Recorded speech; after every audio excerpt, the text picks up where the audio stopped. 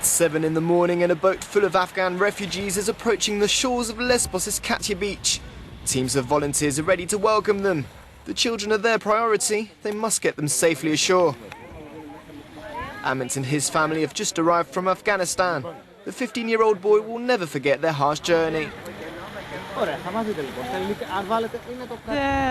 that traveling guy, we talked with him and he told us that it would be a very easy task for you. You can walk around the hills over 2 hours, and we had 31 hours walking around the snowy hills. The boat was very dangerous. We all was scared. It was 2 hours. Ahment and his family get on the bus. They'll be registered at Moria camp.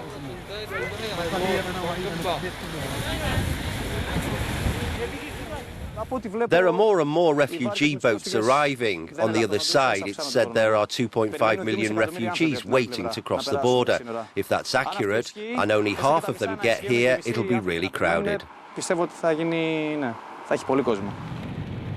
As we drive towards North Lesbos, the weather gets decidedly worse. The Hellas lifeguards base is next to Molivos. Mania Bikov and her team are about to set off on another patrol. She's a professional lifeguard and a former polo player. A mother of 4, she had to leave her children in Athens to come to Lesbos as a volunteer. It's a difficult job as they have to face extreme weather conditions.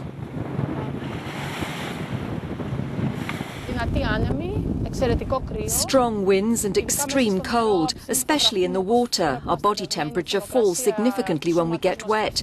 We have long shifts and work every day of the week. Suddenly the boat speeds up. Out in the open sea, boats are struggling with the waves.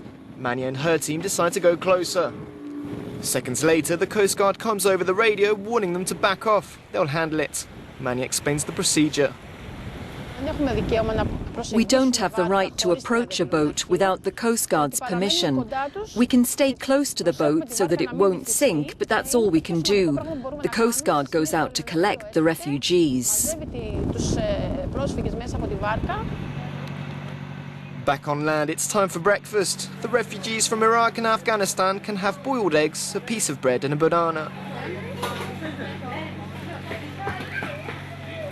Some try to beat the cold by playing games and singing.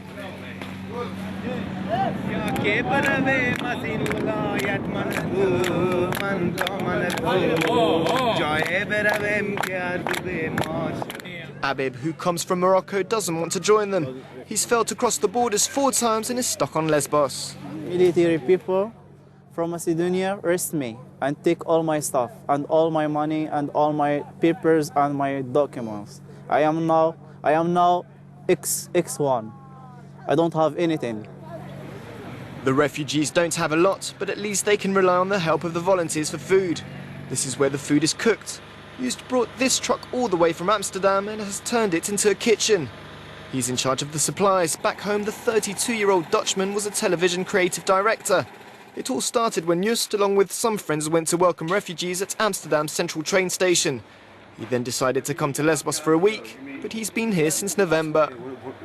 Started to talk to the Swedish NGOs who actually had experience in making 1,000 meals a day, and what they didn't have was a food truck, and we had a food truck. We didn't have any cooks. So that's how it started to...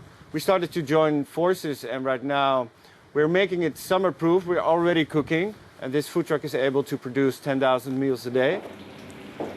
Volunteers from all over the world work continuously, all day, every day, to help feed the refugees.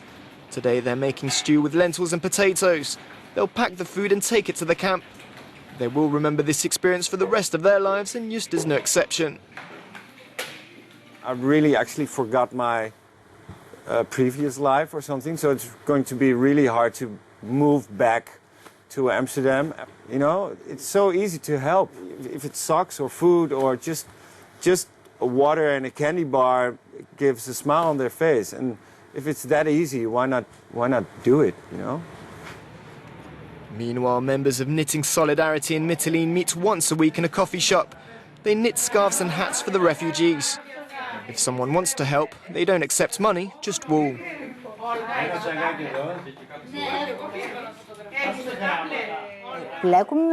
We knit together for the little children who come here. We want to make them warm and give them our love and wishes. We're always thinking about those children. When we're in our warm houses, we're wondering where they are and what they're doing. Should we be doing something for them? Let's knit a bit more. Twice a week they visit the camps, beaches and the ports where they meet the refugees and put the hats on the children's heads. They could give them to the NGOs, but they want to do it themselves.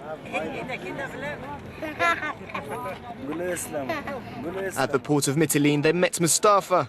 The 30-year-old man had managed to get to Austria where he got a permit to stay, but he returned to Iraq to get to his family, so he's doing the same cold and dangerous trip twice.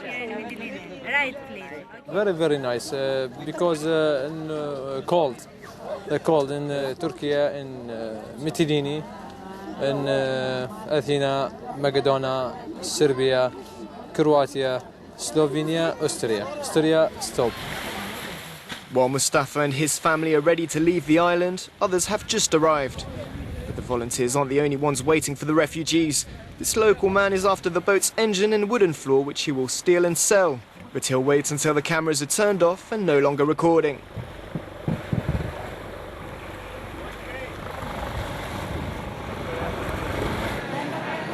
There is no doubt that the refugee crisis has changed life on Lesbos. Some locals who own restaurants, hotels and taxis have made money. However, the tourist industry is suffering.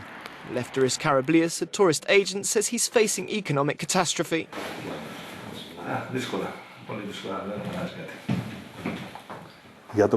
For the summer of 2016, we're expecting 60 to 70% fewer tourists than in the summer of 2015. That's the situation now. I can't see how it will change. It might get worse, but I definitely don't think it will get better. The lifeguards and volunteers have lit a fire. It will keep them warm and serve as a guiding light for any refugee boats. Mani and Just join forces and share their experiences, while life and death walk side by side on Lesbos. Out of the 120 nights we've been here, the toughest one was when we were in the icy water for 3 hours looking for bodies from a shipwreck. As dawn broke here at our base in Limantsiki, we discovered the body of a dead baby. Just, who occasionally helps as a lifeguard as well, has a happier memory to share. I'm not used to this, you know. I'm not a lifeguard. I'm not anything. But I can swim, and this was happening, and then you're thinking like, did the baby just died in my arms? And you just continue swimming, and then it was out of conscious again, and she made it.